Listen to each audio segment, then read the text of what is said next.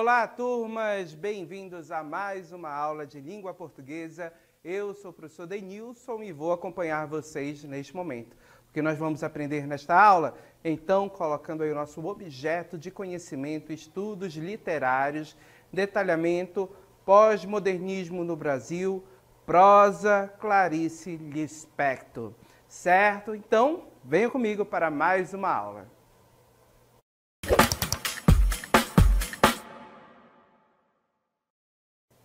Clarice Lispector, grande expressão feminina da produção literária brasileira, escritora que é bastante reconhecida por sua obra que vai ter um tom intimista e também revelador em muitos momentos e epifânica.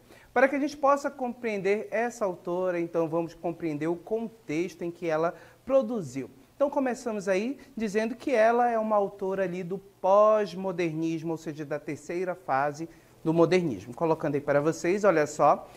No campo literário, para que a gente possa compreender Clarice, no campo literário, o pós-modernismo representou um dos momentos mais fecundos para a arte no Brasil, revelando autores na poesia, na prosa e no teatro. Então, Clarice é uma autora que vai se enquadrar exatamente na sua produção em prosa, ou seja, na escrita de contos, romances, cujas obras se destacam pela complexidade estética e densidade psicológica. Então, nós vamos ter uma autora que vai também ter um olhar, vai ter uma produção literária exatamente nessa questão do psicológico. Então, nós vamos ter personagens em suas obras que vão ter um olhar mais aprofundado, ou seja, por meio do narrador a gente consegue penetrar nos pensamentos do personagem, consegue ir a fundo nos pensamentos mais íntimos desse personagem, nós conseguimos acessar e ali por meio de um discurso indireto livre nós temos contato com esse personagem que vai nos levar a diversas reflexões. Continuando o nosso texto, então, olha só. Não houve predomínio de uma tendência unificadora nesse período aí da produção do pós-modernismo. As obras dialogavam com as vanguardas europeias, e aí a gente tem que lembrar as vanguardas europeias, gente.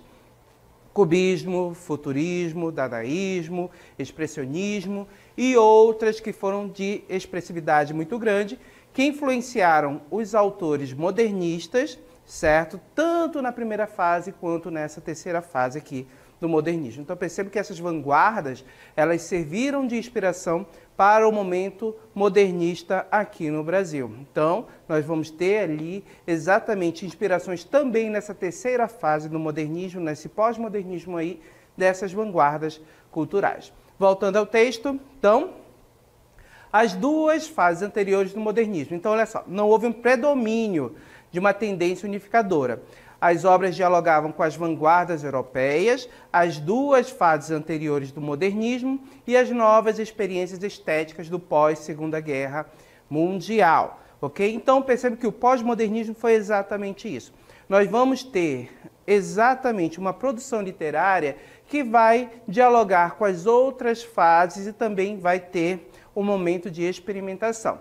Então, a gente tem que lembrar a primeira fase, a fase heróica, a fase em que nós tivemos autores trazendo uma nova proposta de produção literária, uma nova proposta para os romances, para os poemas, poemas livres de métricas, poemas curtos que abordassem o cotidiano, romances que valorizassem a questão também da linguagem popular, da linguagem comum do brasileiro. A segunda fase, que teve um olhar mais social na produção dos seus romances, ali com o romance de 30, com a geração de 30, exatamente aqueles romances que olharam para o interior do país, para as desigualdades, e também a produção de textos poéticos, ou seja, de poemas que estavam livres de certa métrica. Nesta fase, nós vamos ter exatamente um retorno, uma retomada de princípios que estavam lá de escolas anteriores. Então, quando a gente pensa na produção de poemas, nós temos que lembrar, ali, antes do modernismo, nós tínhamos o parnasianismo, que tinha um culto à forma, tinha um apreço pelas formas fixas, como o soneto. Então, quando os modernistas começaram a produzir, fizeram o seu trabalho, ou seja, começaram a produzir sua arte, Eles negaram textos como o soneto. Mas depois, agora, nessa fase, nós vamos ter uma retomada desse soneto, porém de forma diferente, como os parnasianos faziam. Os parnasianos, eles prezavam pela produção de sonetos, de poemas, como uma obra de arte para ser admirada. Então, era arte pela arte, produzir o melhor soneto, ou com a melhor rima, com a palavra mais rara, para que esse soneto, para que esse poema seja admirado. Era simplesmente isso. Já no parnasianismo foi dessa ideia. Já no modernismo, não. Nós vamos ter um novo olhar, uma nova significação para essa produção de sonetos, de formas fixas. Elas terão lá um olhar mais social e também vão ter um olhar mais intimista também. Então percebam que a forma é diferente, a forma de uso é diferente. Então nós vamos ter esse resgate das formas fixas e percebam que na questão da produção em prosa nós vamos ter momentos em que nós vamos ter autores olhando para o social, eles vão evidenciar esse lado social, a questão da desigualdade, a questão das injustiças no país e também vamos ter um olhar para o íntimo, para o interior dos personagens, para as questões existenciais que eles possuem, certo? Então a gente consegue mergulhar por meio desse olhar que vai ser um olhar mais aprofundado, um olhar mais psicológico, certo? Continuando o nosso texto, observem aí. A partir dos anos 60, as produções ora se engajam politicamente, ora se desapegam da realidade social para se tornar a expressão angustiada do indivíduo fragmentado. E é exatamente o que eu falei para vocês. Nós vamos ter uma marca nessa produção, desse período. Vamos ter o olhar social, certo? Tanto no poema quanto na prosa, nós vamos ter esse olhar social para a questão da desigualdade, para a questão das injustiças e também vamos ter um mergulho para o íntimo, para o psicológico, para o interior dos personagens e ali, nesse mergulho, será evidenciadas as questões existenciais desses personagens, desse indivíduo que muitas vezes não vai se sentir parte desse mundo, que ele pode de repente não saber por que ele está existindo, a sua existência. Então ele vai ter esses questionamentos, essas questões existenciais nós vamos ter acesso por meio dessa produção, por meio desse mergulho psicológico, ok? E é importante a gente salientar que essa produção também tem influência do momento, do contexto em que nós vamos ter no mundo e no Brasil. Então, quando a gente pensa nesse pós-modernismo, nós temos que lembrar, olhando para o mundo, o que aconteceu? Nós acabamos de sair de uma Segunda Guerra Mundial. A Segunda Guerra Mundial teve seu fim, certo? E muitas questões aí ficaram envoltas. O mundo viu o horror da guerra. Então, nós vamos ter um homem, um ser humano traumatizado, uma geração toda que tem um certo trauma em relação à guerra. Vamos ter um momento também de polarização, exatamente duas novas potências surgem, Estados Unidos, União Soviética, e com isso uma guerra fria, já que nós vamos ter a disputa de poder, a disputa de influência dessas duas potências sobre o mundo. E, claro, o medo de uma nova guerra, a possibilidade de uma nova guerra entre essas duas potências. Então, essa tensão, essa corrida armamentista que nós vamos ter nesse período, gerou uma grande tensão no mundo.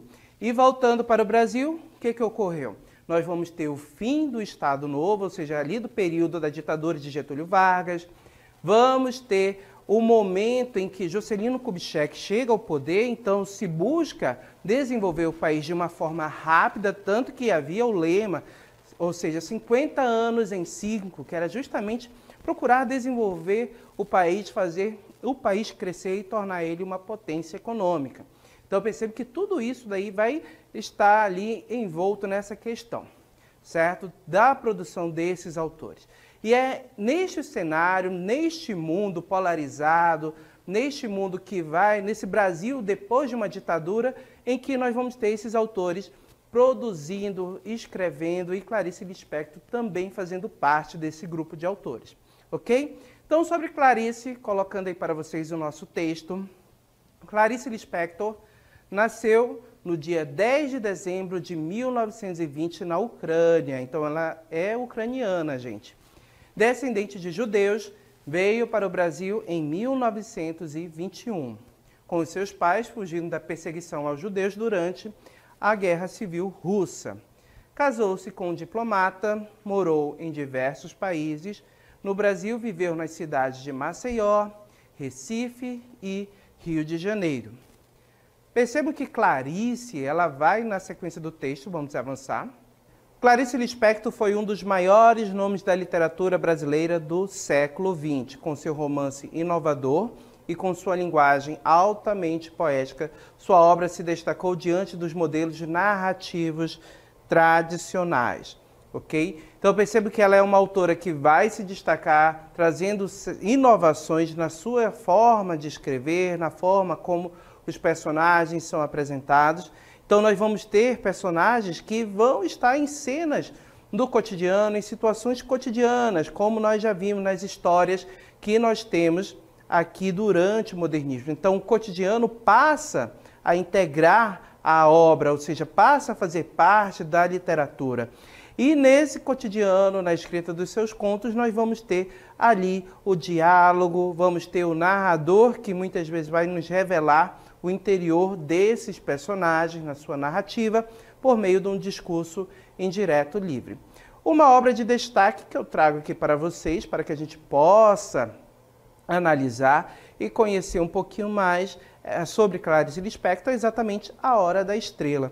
Então, nesta obra aqui, nós vamos ter a publicação, a personagem Macabeia, uma personagem que vem do Nordeste brasileiro, uma personagem que tem uma vida difícil e a própria personagem, a própria Macabeia, não consegue perceber a sua situação, ela não percebe, ela não tem noção da sua condição. Então Macabeia sofre injustiças no trabalho, Macabeia ela tem fome, ela sente fome, ou seja, não tem o básico para comer. Então diversas questões envolvem essa personagem, mas Macabeia apenas existe. Ela apenas está nesse mundo sem ter noção de toda a sua condição. Então sobre este romance, sobre este texto, nós vamos aí entender um pouquinho mais. Então vamos aí ao nosso texto. A Hora da Estrela, considerado por alguns críticos como a obra-prima de Clarice Lispector, A Hora da Estrela foi lançada em 1977, poucos meses antes da morte da autora. O romance conta a história de Macabeia, uma simples nordestina que vai para o Rio de Janeiro atrás de oportunidades. Órfã e sozinha, a ingênua Macabeia se vê desamparada em uma cidade grande.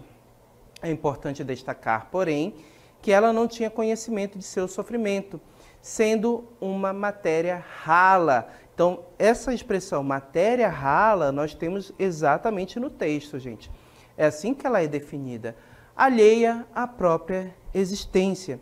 Então, nós vamos ter uma personagem que não consegue perceber, que não se percebe no mundo e que não consegue perceber o quanto ela sofre, o quanto as pessoas são ruins com ela. Então, perceba que nós vamos ter uma personagem que vai estar apenas vivendo. Então, vamos conhecer um pouquinho mais sobre Macabeia? Então, para que a gente possa compreender Clarice, a gente vai mergulhar um pouquinho nesta obra, A Hora da Estrela. Então, destaco um trecho exatamente do livro A Hora da Estrela. Sei que há moças que vendem o corpo, única posse real, em troca de um bom jantar, em vez de um sanduíche de mortadela. Mas a pessoa de quem falarei mal tem corpo para vender. Ninguém a quer. Ela é virgem e inócua. Não faz falta a ninguém. Então observe que Macabeia era exatamente essa personagem. Uma personagem comum, uma personagem que passa desapercebida das outras pessoas, uma personagem que se desaparecesse seria uma indigente e não faria falta a ninguém. Então observem que ela é colocada desta maneira. Ela é uma personagem, uma existência rala, sem substância. Então perceba que nós vamos ter essa personagem na obra de Clarice Lispector, ok? Voltando ao texto, mais um trecho para que a gente possa conhecer bem a Macabeia. Quanto à moça, ela vive no limbo impessoal, sem alcançar o pior nem o melhor. ela somente vive, inspirando e expirando, inspirando e expirando. Na verdade, para que mais que isso? O seu viver é ralo. Então observem a ideia que nós temos com relação a Macabeia como um ser que é vivo, mas que apenas respira, que não faz outra coisa a não ser isso. A gente imagina como se fosse uma planta, certo? Apenas ali respirando, não há movimento, ou seja, não há, falando de certo modo, não tem movimento, não tem ação. Então percebo que Macabeia é essa personagem simples. Então percebam como ela é descrita. Uma personagem sem uma existência, vamos dizer, uma personagem sem aquelas ideias de bravuras, de aventura, uma personagem que está ali apenas existindo. Uma existência rala. Percebam que a gente tem uma personagem que não tem noção do que fazem com ela. Então Macabeia, ela é enganada pelo namorado, certo? Ela é enganada no trabalho pelo patrão. Macabeia sofre diversas injustiças. Então percebo que ela não percebe isso e ela aceita tudo que fazem com ela. E quem conta essa história de Macabeia para a gente é um narrador masculino, ou seja, o Rodrigo SM, que é colocado no texto. Então percebo que é uma obra em que a Clarice escreve, faz ali o uso de um narrador masculino. Então, colocando aí para vocês, olha só. O narrador, o Rodrigo SM. Proponho-me a que não seja complexo o que escreverei, embora obrigado a usar palavras que vos sustentam. A história dedico com falso livre arbítrio. Vai ter uns 7 personagens, e eu sou um dos mais importantes deles, é claro. Eu, Rodrigo SM, relato antigo este, pois não quero ser mordenoso e inventar modismo à guisa de originalidade. Assim é que experimentarei contra os meus hábitos uma história com começo, meio e grande finale, seguido de silêncio e de chuva caindo. Então, observem que este personagem, no início do conto, no início do texto, ele reflete sobre o próprio ato de escrever. Então, observe que nós temos aí a evidência de uma metalinguagem. Voltando ao trecho que nós colocamos, acabamos de ler, colocando aí para vocês. Observem que ele reflete sobre a questão do escrever. Ele se propõe a contar uma história que não será complexa e usará, claro, palavras que a sustentarão. E percebe que ele vem aí elencando os componentes que vão ter nesta história. Vai ter uns 7 personagens e eu sou um dos mais importantes deles. Observem também que ele não quer inventar modismos, ele não quer ali se expor com coisas diferentes, com modismo, como ele próprio relata.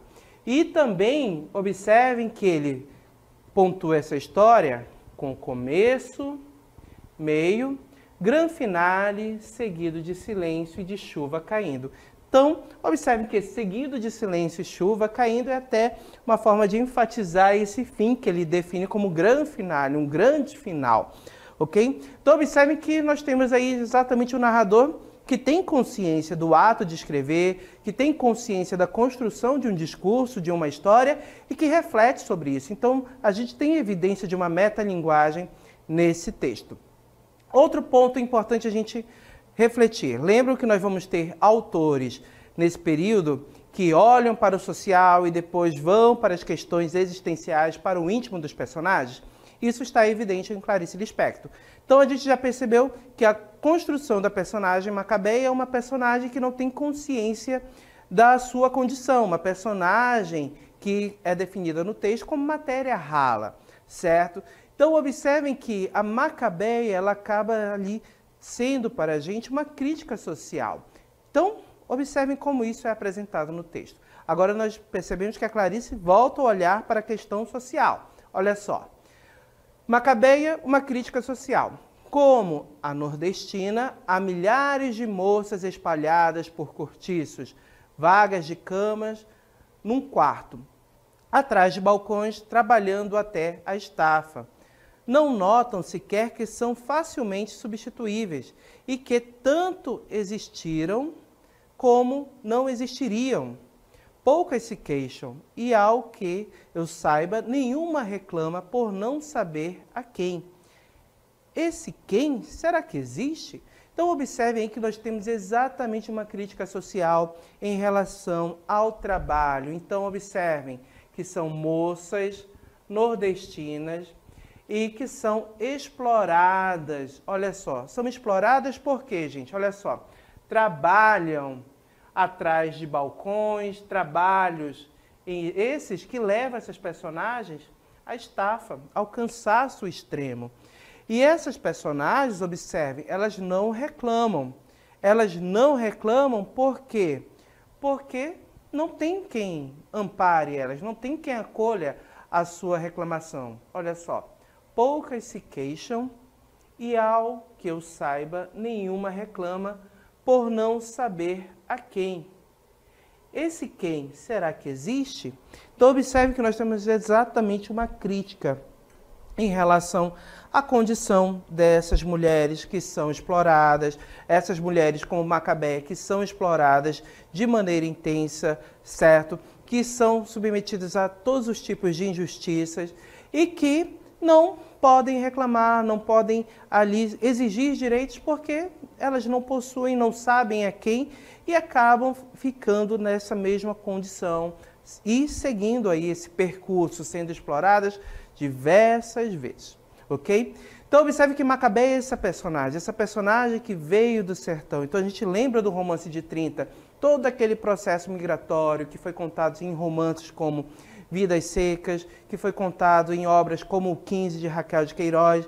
Então observem que são essas personagens, essas nordestinas, que ao chegar em um local que deveria acolher, que foi o sonho em busca de uma vida melhor, acabam encontrando essa condição de exploração e acabam se submetendo a isso porque é o que há para o momento. Então elas precisam sobreviver, precisam ganhar um pouco de dinheiro para ter uma certa subsistência, ou seja, ter o que comer, e se submetem a diversos tipos de exploração. Então isso fica evidente no texto. Então esse é o olhar social que nós temos exatamente. Quando o autor evidencia essa realidade, sempre nos chama à reflexão, sempre coloca ali em evidência questões sociais que devem ser mudadas. Agora, com relação a Macabeia, gente, sabemos que é essa personagem que não tem consciência da sua condição. E uma questão que a gente vai ter relacionada à produção literária de Clarice Lispector é que nós vamos ter em suas obras momentos de epifania. E o que são momentos de epifania? São momentos em que nós vamos ter uma revelação. Então é um momento em que um personagem irá compreender a sua condição, irá compreender como personagem no mundo. É um personagem que de repente tem um esclarecimento. É como se de repente você tivesse um problema de matemática para resolver, uma questão muito difícil, você não está conseguindo naquele momento, e de repente, em um ato simples, em algum momento você começa a descobrir, você descobre como resolver esse problema. Então seria como, de repente, você está tentando resolver uma questão de matemática e o seu lápis caiu. No momento em que você se abaixa para pegar o lápis, você tem uma epifania, ou seja, o momento em que vem aquele esclarecimento, o momento em que você, meu Deus, agora eu sei como resolver aquele problema de matemática. Então isso foi uma epifania. E Macabeia vai ter esse momento no conto, na obra. Então vamos descobrir como foi esse momento? Então, para vocês aí, vamos colocar esse trecho que vai nos levar ao momento de epifania da obra. Com vocês.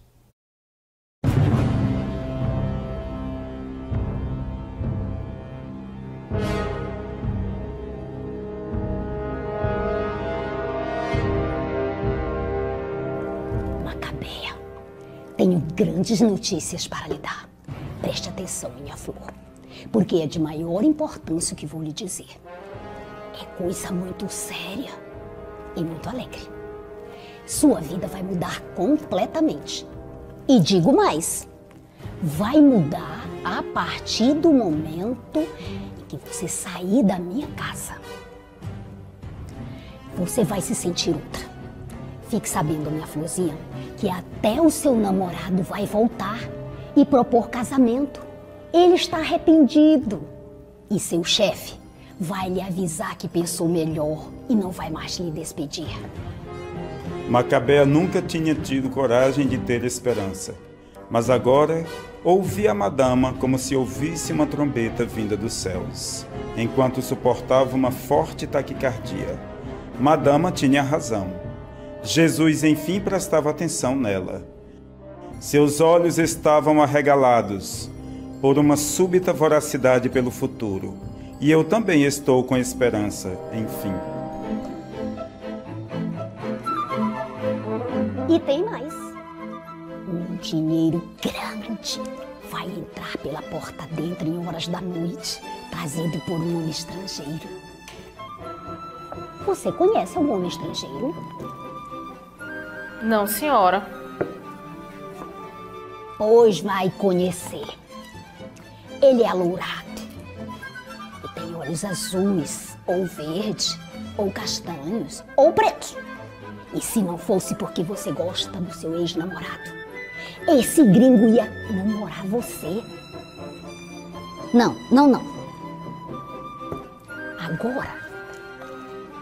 Agora estou vendo outra coisa. E apesar de não ver muito claro, estou também ouvindo a voz do meu guia. Esse estrangeiro parece se chamar Hans. E ele é quem vai se casar com você. Ele tem muito dinheiro. Todos os gringos são ricos. Se não me engano, e nunca me engano, ele vai dar muito amor. E você, minha enjeitadinha, vai se vestir com veludo e cetim e até casaco de pele vai ganhar. Macabeia começou a tremelicar toda por causa do lado penoso que há na excessiva felicidade. Só lhe ocorreu dizer: Mas casaco de pele não precisa no calor do rio. Pois vai ter só para se enfeitar. E agora vou lhe dar um feitiço que você deve guardar dentro deste sutiã que quase não tem seio, coitada, bem em contato com a pele. Você não tem gosto, mas vai engordar e vai ganhar corpo. Enquanto você não engordar, ponha dentro do sutiã chumaço de algodão para fingir que tem. Olha, minha queridinha, esse feitiço também sou obrigada por Jesus a lhe cobrar. Porque todo o dinheiro que eu recebo das cartas, eu dou para um asilo de crianças. Mas se não puder, não pague. Só venha pagar quando tudo acontecer. Não, eu lhe pago. A senhora acertou tudo. A senhora é... Estava meio bêbada. Não sabia o que pensava. Parecia que lhe tinham dado um forte cascudo na cabeça de ralos cabelos.